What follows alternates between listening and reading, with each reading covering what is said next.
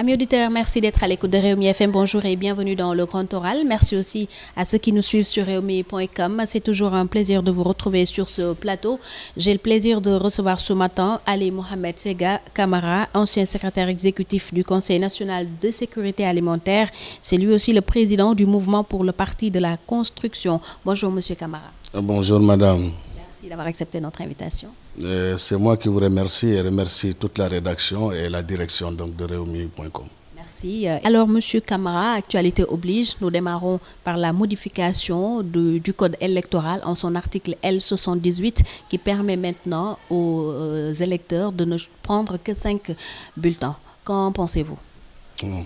Je tiens d'abord à vous remercier et à préciser aussi que je suis la tête de liste de la coalition Sopali 2017. Coalition que nous avons mis en place et qui m'a valu la défenestration de mon poste de secrétaire exécutif. On parlera de cela. Je voudrais d'abord déplorer ce fait, la modification de l'article L78 du Code. Ce n'était pas nécessaire. Et nous trouvons que c'était vraiment du folklore et du théâtre. 47 listes quand même, ça aurait eu un impact négatif sur le déroulement du vote. Il y a des pays qui font plus que 47 listes. Nous l'avons vu en Afrique centrale. Ça n'a jamais amené à la modification d'une loi. D'abord, cette modification va à l'encontre justement des dispositions de la CEDEAO. Oui, mais pour le cas du Sénégal, c'est la société civile elle-même qui a soulevé cette question, disant que le vote allait prendre trop de temps et qu'il y aurait même des risques d'abstention du côté des électeurs. Oui, même si la société civile pose ce problème, le plus important est que l'article du protocole de la CEDEAO montre que c'est quand tous les acteurs auront donné leur accord. Moins même que le consensus. C'est vraiment qu'ils donnent leur accord. Or, 47 listes n'est pas 200 et quelques partis politiques. À ce que je sache. Pourquoi la concertation n'a pas été faite autour justement donc des 200 et quelques partis politiques comme d'habitude? Au moment où on modifie le code, la décision ne devrait pas émaner justement de la Sénat. La majorité ne l'a pas emporté. Mais la majorité ne l'a pas emporté non seulement, mais l'institution qui l'a proposée n'est pas habilitée à la faire. La Sénat supervise les élections et non organise les élections. N'a pas mandat pour le faire. La deuxième chose, c'est le secret du vote qui est violé. Et où est la sincérité et la transparence justement dans ces élections si on applique l'article L78 modifié? Il faut que les acteurs... Que craignez-vous avec cet article changé? La pagaille. Qu'est-ce que vous entendez par pagaille? J'appelle la pagaille simplement parce que les élections ne seront pas organisées de façon sincère. Il se pose encore l'autre problème, la disponibilité des cartes nationales d'identité biométriques à puce CEDEAO. Je me suis inscrit au mois de novembre. Et à l'heure où je vous parle, ma carte n'a pas été imprimée. Vous trouvez ça sincère? Vous pensez à la rétention comme les autres. Mais au-delà de la rétention, il y a une volonté manifeste donc, de vouloir saboter le processus et de s'accaparer donc du processus. Alors, pour les concertations, oui, pour les concertations concernant la modification du code électoral, vous y avez pris part? Mon mandataire a été. Et notre proposition a été la suivante. Que l'on fasse ce que l'on appelle des isoloirs longs dans les bureaux de vote. Parce que ça se fait dans des salles de classe. D'un coin à l'autre, et ce que ça veut dire, suivant les normes de la règle, on peut mettre un isoloir long et mettre les 47 bulletins à l'intérieur. Si nous mettons les 47 bulletins à l'intérieur, l'électeur s'identifie et prend l'enveloppe. Il va dans l'isoloir, il trouve les bulletins. Il prend le bulletin qui lui revient, qu'il veut, il le met dans l'enveloppe, il sort. Le représentant de la Sénat entre pour tailler et mettre à niveau les bulletins. C'est l'une des propositions d'ailleurs de la société civile, notamment de l'ONG 3D. Nous l'avons fait certainement concomitamment à leur proposition, ou alors donc peut-être avant ou après. Mais de toute évidence, ça a été la proposition de la coalition Sopali qui garde donc la sincérité du scrutin, la transparence du scrutin et le secret du scrutin. Donc le vote sera secret. Nul ne sait exactement ce que la personne a pris. Du fait que l'agent donc de la Sénat doit rester dans la neutralité et à moins donc être habilité vraiment à mettre à niveau les bulletins. Et avec cette option. Et c'est avec cette option, on n'avait pas besoin de modifier l'article L78 pour semer la pagaille. Alors il y a anguille sous roche, à votre avis? Ben, parfaitement. Et il faudra lever ça. Vous pensez à quoi? Qu'est-ce qui est en train de se faire Nous là pensons avec cette simplement modification? qu'il faut que l'État apprenne à ne pas mélanger les serviettes et les torchons. Pour une question d'organisation, on va vraiment vers la modification des dispositions d'une loi. Alors que c'est une question d'organisation simple qui aurait pu se faire dans les bureaux de vote. On n'a pas besoin donc de tympaniser les Sénégalais, de les apeurer pour dire voilà que 47 listes c'est trop. Il n'y a jamais rien de trop. Voyez-vous la main du pouvoir derrière cette modification? C'est ça que je dis. L'État, c'est ça. C'est l'État qui organise les élections. Et s'il les organise avec des manquements, naturellement, il faudra que nous dénoncions cela avec la dernière énergie et avec toute la vigueur nécessaire. C'est ce que je suis en train de faire. Les répressions ou la répression contre l'opposition aussi qui a tenté de s'opposer à cette modification, elle vous inspire quoi? Un recul démocratique, par exemple? Mais le pouvoir est en train de se fasciser. C'est ça la vérité. Le pouvoir est en train de se fasciser. Et il faut arrêter ça. Tout pouvoir doit vivre justement donc les contradictions. Parce que les contradictions sont consubstantielles à l'existence et au rapport au sein de la société. Les différences existent, il faut les gérer de la façon dialectique et de la façon démocratique. Quand on ne peut pas gérer de façon dialectique et de façon démocratique, c'est le despotisme qui s'installe. Pourquoi Ali Mohamed Sega Camara a décidé de mettre en place sa propre liste, contrairement aux directives ou disons recommandations du coordonnateur de la coalition Benno Bokk Yakaar à laquelle vous appartenez? Je n'ai jamais appartenu à la coalition Benno Bokk Yakaar, à ce que je sache.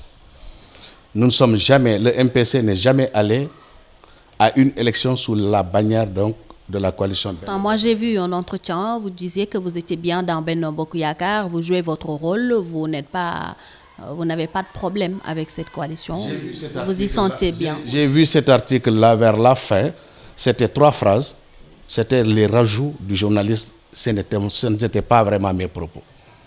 Ça, je tiens vraiment donc après. Vous n'avez jamais appartenu à cette coalition? Nous n'avons jamais appartenu à la coalition Benno Bokk Yakaar. Je rappelle que le protocole qui me lie et qui lie le MPC à l'APR est un protocole signé le 21 octobre 2011 pour mettre en place une coalition devant porter la candidature du camarade Macky Sall. C'était Macky 2012. Macky 2012. Donc la coalition qui a été mise en place, c'était Macky 2012. À l'issue de cela, quand le président s'est installé, il a estimé que donc cette coalition-là, ses jours sont finis. Qu'il a joué son rôle historique et que ça s'arrêtait là. Mais elle existe toujours. Mais si elle existe, donc, qui coordonne cette coalition? Combien donc de morceaux... Pas Moustapha Faltier, le coordonnateur? Combien de morceaux y a-t-il à l'intérieur? C'est le coordonnateur officiel. Mais attendez, qui l'a nommé? Je ne sais pas. Il a toujours parlé au nom de cette coalition. Ça peut l'être, je n'ai pas vraiment donc d'invectif. Il n'y a pas eu de démenti. Je On n'ai n'a pas jamais dit qu'il n'est pas le coordonnateur. Je n'ai pas d'invectif parce que je n'ai pas assisté à une assemblée générale devant porter quelqu'un comme coordonnateur en dehors de Ibrahima Sall qui avait démissionné. Ibrahima Sall du modèle. Je me souviens que lui, consensuellement, nous l'avons mis comme coordonnateur. Après Ibrahima Sall qui a démissionné, nous n'avons pas vu un autre coordonnateur. En tout cas, dans le cadre d'une assemblée générale où moi j'ai pris part, où mes plénipotentiaires ont pris part. Donc ça veut dire que des assemblées générales peuvent se tenir sans que des membres d'une coalition prennent part. Si tel est le cas, salam. Donc en dehors de cette coalition, nous n'avons appartenu à aucune autre coalition. Parce que Benno Bokk Yakaar a sa logique, je n'ai pas signé la charte de Benno Bokk Yakaar, je ne participe pas à la conférence des leaders de Benno Bokk Yakaar, je n'en suis pas membre. Donc, comment le coordinateur d'une coalition peut intimer l'ordre à une organisation politique légalement constituée et qui a été constituée bien avant l'APR? 2 ans avant l'existence de l'APR, nous avons constitué notre parti. Par accord politique, nous nous sommes mis ensemble pour le porter au pouvoir en 2012. Mais dès l'instant que la coalition que nous avons mis ensemble a été mise à l'encan, naturellement, nous avons repris notre initiative historique. Parce que n'oublions pas que quand on se mettait ensemble, le président Macky Sall et moi, nous avons dit, si on se met ensemble, c'est pour la durée d'un mandat. Nous n'entendons pas vraiment donc aller au-delà de ça. Parce que nous avons l'ambition vraiment de briguer le suffrage de nos concitoyens. Sur la base de cela, nous avons des limites. Je rappelle qu'en 2012, toute chose qui devait nous mettre en rapport avec Benno Bokk Yakaar, si nos candidats désignés, il y avait 4 dossiers que nous avons remis au président Macky Sall pour les législatives de 2012, aucun de ces candidats n'a été suppléant. Je dis même suppléant, à plus forte raison titulaire. Donc, on arrive en 2017, nous devons aller à une élection législative, lui donne des directives. À qui donne-t-il des directives? A-t-il justement le pouvoir, la force et les moyens de donner des directives à un parti politique légalement constitué? À plus forte raison pour l'interdire d'aller aux élections. Un parti politique légalement constitué doit aller aux élections. S'il n'en a pas les moyens, il se met en coalition. Nous avons vraiment les moyens d'aller aux élections nous-mêmes. On a eu la sollicitation d'un parti politique et de 48 mouvements. Nous avons accepté de mettre en place une coalition, qui est la coalition Sopali. Et naturellement, pourquoi doit-on nous condamner d'avoir érigé notre liste souveraine que certains qualifient de liste parallèle? Mais vous parlerez vraiment de liste parallèle quand vous êtes membre d'une coalition ou d'un parti politique. Ce parti politique ou cette coalition doit aller aux élections, vous sortez donc de cette coalition ou vous sortez de ce parti politique pour constituer votre liste. Là, on peut parler de liste parallèle. Mais nous n'avons pas appartenu à cette coalition. Nous sommes un parti politique légalement constitué, nous n'appartenons pas à l'APR, nous avons constitué donc notre parti et notre coalition et notre liste pour aller aux élections. Mais je crois qu'on méritait donc des félicitations et non d'être démis de nos fonctions ou alors donc d'être défenestrés. Alors moi, à vous entendre parler, j'ai l'impression que les choses n'étaient pas claires entre vous et Macky Sall dès le début. Parce que s'il savait que vous l'accompagnez juste pour un mandat et que la prochaine élection, peut-être à la fin de son premier mandat, vous alliez être candidat, il n'y aurait pas eu tout ce problème-là. Pourquoi l'a-t-il signé? C'est un protocole signé. Il est écrit et signé. Noir sur blanc. Noir sur blanc. Il est écrit et signé. Que vous l'accompagnez juste pour un mandat. Pour juste la durée d'un mandat. Le protocole va donc de l'installation disons de la création de la coalition Macky 2012 et prend fin à la fin du mandat. Il devait prendre fin en 2017, si le mandat a été réduit. Alors, donc, c'est important. C'était 2017 ou 2019? La précision est de taille. 2019. Alors, donc, le protocole est toujours en cours aussi. Quand le protocole est en cours, il y a des clauses qui sont là-dedans. Comment voulez-vous aller avec quelqu'un? Et c'est dans le cadre de Macky 2012. Et je rappelle que Macky 2012 ne va pas aux élections. Mais il n'y a pas des membres de Macky 2012 investis sur la liste des membres de Macky 2012 investis, est-ce qu'ils nous ont consultés, nous? Nous n'appartenons pas à Benno Bokk Yakaar. S'il y a des membres de Macky 2012 qui ont été investis à Benno Bokk Yakaar, c'est l'affaire justement donc du président Macky Sall. Est-ce que vous n'êtes pas sorti très tôt? Est-ce que vous n'avez pas... Comment nous sommes sortis très tôt? Non, nous ne sommes pas sortis très tôt. Le 1er avril 2017, je l'ai écrit pour lui faire comprendre que les tumultes et les problèmes qu'il y a autour de sa coalition, s'il doit y avoir une sollicitation venant de sa part pour nous intégrer, nous l'excusons vraiment donc de ne pas pouvoir s'adresser à nous. Que nous allons constituer notre liste et nous allons aller aux élections et ensuite par la force des choses, nous nous retrouverons à l'Assemblée nationale. Mais ne fallait-il pas peut-être essayer de voir s'il prend en compte votre parti, votre mouvement, madame, ou s'il a l'ambition de vous mettre sur cette liste ou pas? Mais madame, oui, nous avons eu à lui adresser un courrier. Il y a eu accusé de réception le 3 avril. Quand est-ce que le président Macky Sall a fait sa conférence de presse ou sa sortie de presse pour menacer? C'est le 22 avril. Dans une république où il y a des civilités, on répond à une missive. Dans une république où on estime qu'on est en partenariat avec des gens et non que ce sont vos esclaves, ils ne sont pas vos enfants, il y a vraiment des civilités qui doivent vous amener à prendre justement votre plume et à leur adresser une correspondance pour leur parler de ce que vous pensez de leur correspondance. Donc vous pensez que cette sortie s'adressait à vous qui avez écrit votre lettre? Non, attendez, moi je ne peux pas le dire. On peut le penser, hein? J'estime simplement que cette sortie ne me concernait pas.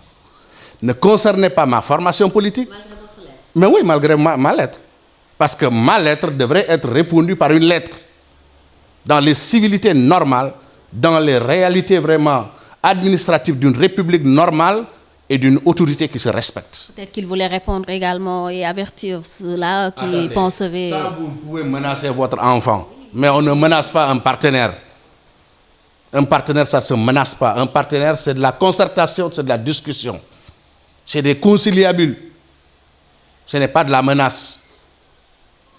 On ne menace pas un partenaire. Vous avez été surpris par votre limogeage? Mais je ne suis pas surpris du tout. Vous y attendiez? Mais absolument. Et nous, on l'attendait. J'ai préparé même mon personnel à cela. C'est ça qui est important. Quand vous travaillez avec quelqu'un qui ne sait pas ce que c'est que le principe de la démocratie, qui ne sait pas ce que c'est que le principe de la dialectique, qui ne sait pas ce que c'est que le principe donc de la discussion, de la concertation, et qui pense que vraiment la loi générale, c'est la force et la menace, naturellement, vous devez prendre vos responsabilités avant. C'est ça que nous avons fait. Pourquoi il n'y a pas eu encore de passation de service? Alors là, il faut leur poser la question. Parce que moi, j'ai demandé, et j'avais demandé, et consensuellement, nous avons fixé le 29 juin pour faire la passation de service. À ce jour, je n'ai pas encore reçu une quelconque information, et j'ai continué vraiment donc à sonder pour qu'on puisse vraiment donc venir me libérer de cette charge, parce que je suis le seul signataire des comptes du SCNSA. Je ne peux me libérer que si donc, il y a changement de signature, et donc je suis obligé de gérer les affaires courantes. Vous percevez toujours? Comment je peux percevoir? Votre limogeage ne vous a pas été notifié également jusqu'à présent? La notification, elle est la suivante. Monsieur Camara, le Premier ministre, et ça c'est le directeur de cabinet du Premier ministre qui le dit, Monsieur Camara, le Premier ministre m'a demandé de vous informer qu'il a nommé quelqu'un à votre place. J'ai dit Alhamdulillah Rabbil Alamin. C'était ma réponse. Après que vous l'ayez appris par votre presse? Alors, la presse m'informe.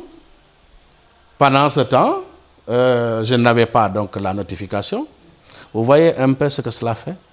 Vous limogez quelqu'un, celui qui a droit à l'information, à la primeur de l'information, vous balancez donc l'information à la presse pour salir sa notoriété et son image. Et ensuite, pour le convoquer et lui dire, voilà ce que nous avons fait. Dans quelle république nous sommes? Et depuis lors, vous n'avez pas pris langue avec le président Macky Sall? Mais ce n'est pas nécessaire. Ce n'est pas nécessaire. Il n'y a aucune nécessité en la matière. Nos chemins se sont décroisés le 15 juin. Nous avons pris notre responsabilité et on continuera notre chemin. Vous n'avez pas de relation particulière avec lui? Pas du tout. Non. Pas du tout.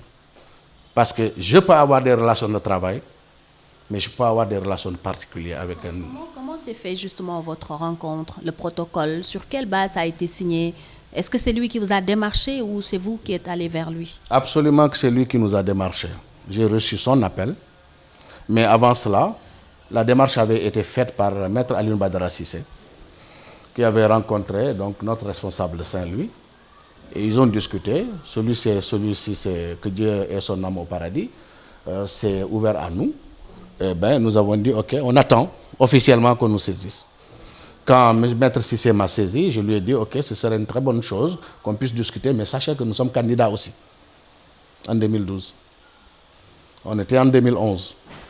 Et alors, les choses faisant, c'est le président Macky Sall lui-même qui m'appelle au téléphone pour me dire qu'il a vraiment besoin qu'on se mette ensemble pour discuter et trouver un consensus. Je lui ai dit, il n'y a pas de souci, je viendrai à Dakar, et certainement donc, au début du mois de juin.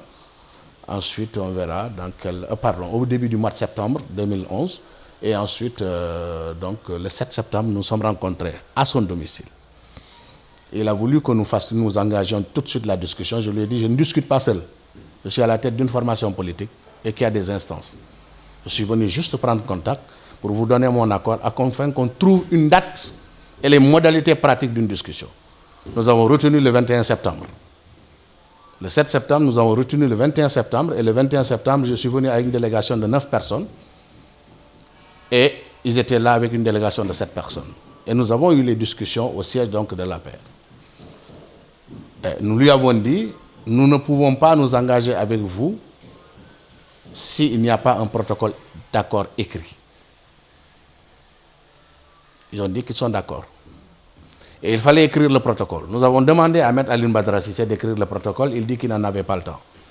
Moi-même, je me suis transformé en juriste et j'ai écrit le protocole. Je leur ai envoyé le protocole. Donc, du 23 septembre 2011, le protocole a été retenu pour lecture jusqu'au 21 octobre 2011, date à laquelle nous avons signé le protocole. Est-ce qu'ils ne savent pas? Un protocole de 7 articles, ils ne savent pas ce qui se trouve là-dedans? Ils le savent parfaitement bien. Donc, il ne doit pas y avoir de surprise entre vous et le président Macky Sall. Alors, puisque nous nous acheminons vers des législatives, c'est aussi l'occasion d'évaluer un peu notre Parlement, voir est-ce que sa démarche est conforme à son rôle.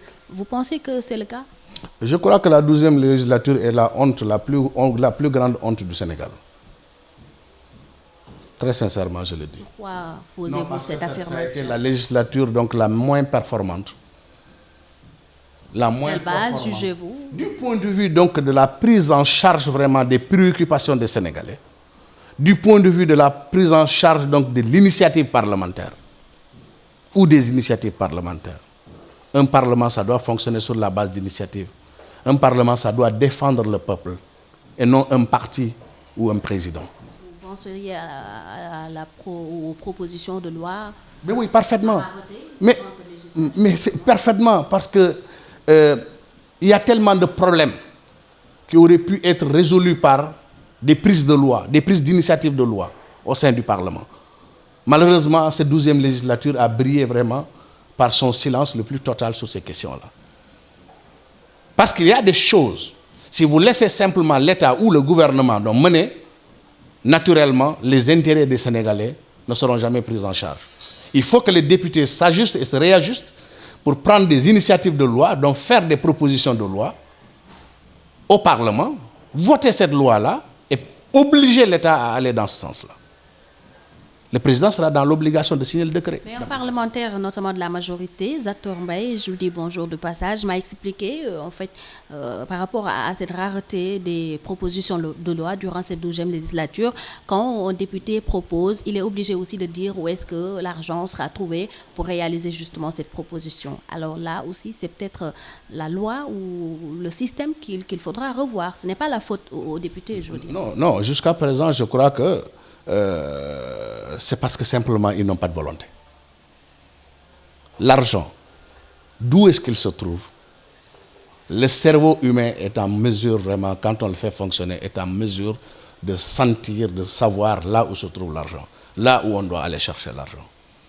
Comment fait un gouvernement? C'était pour expliquer, excusez-moi, le fait qu'il y ait eu plus de projets de loi. Parce que le gouvernement gère l'argent. C'est le ministère de l'économie, des finances et du plan qui le gère. Alors eux, s'ils ont leur projet de loi, ils savent où trouver l'argent pour réaliser justement leurs propositions. Est-ce que ça veut dire que donc les membres du gouvernement sont plus intelligents que les membres du Parlement? Non, parce que les députés ont en quelque sorte un blocage qui leur permet justement d'appuyer leurs propositions. Oui, mais c'est ce que je dis. Est-ce que les membres du gouvernement sont plus intelligents que les membres du Parlement? Ils peuvent ne pas être plus intelligents, mais si c'est eux qui gèrent l'argent, ils sont plus en mesure. Si les membres du gouvernement ont la possibilité d'aller chercher l'argent ou trouver l'argent, je crois qu'un député doit être à mesure de trouver les sources de financement d'une initiative de loi. En tout cas, en ce qui nous concerne, si nous devenions députés, nous allons vraiment aller dans ce sens. Et on trouvera justement les sources de financement, mais que l'État s'avise à ne pas les bloquer. Alors, que faut-il faire pour changer la donne avec l'Assemblée? Que le peuple ne sent pas, hein, selon des sondages, même des reportages, on a tâté le pouls un peu du côté des Sénégalais. Vous savez, tout le monde connaît vraiment mon sérieux et mon engagement pour la patrie. J'ai été défenestré. Il y a un dossier aujourd'hui qui est sous conditionnalité de l'appui budgétaire de 2 grandes coopérations au Sénégal. Et les délais sont déjà très proches. Quand vous cumulez donc les 2 appuis budgétaires de ces 2 coopérations internationales, c'est 78 milliards. Cela veut dire que si ce dossier-là n'est pas prêt dans les délais requis, le Sénégal perd ses 78 milliards.